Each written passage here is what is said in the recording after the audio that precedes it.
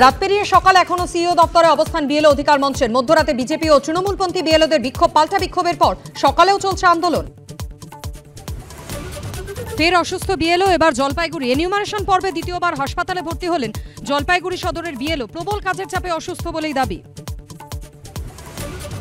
SIR উত্তাপের মধ্যে আজ মথুয়াগড়ে মুখ্যমন্ত্রীর জোড়া কর্মসূচি। প্রথমে বনগা ত্রিকোণ পার্কে সমাবেশ, তারপর চাঁদপাড়া থেকে মিছিল করবেন মমতা বন্দ্যোপাধ্যায়।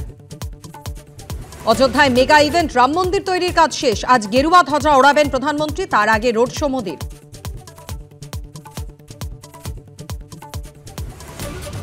চলছে এসআইআর, পালাচ্ছে অনুপ্রবেশকারীরা। পরিস্থিতি খতিয়ে দেখতে সরেজমিনে রাজ্যপাল। হাকিমপুরের পর আজ মুর্শিদাবাদের জিয়াগঞ্জ সীমান্তে সিভি আনন্দ বোস।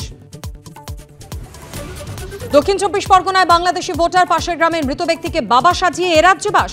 গোসাবায় চাঞ্চল্যকর অভিযোগ, বেপাত্তা বাংলাদেশি।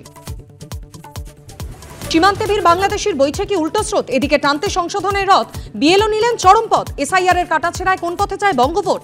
যুক্তিতর্ক সন্ধে 7টা।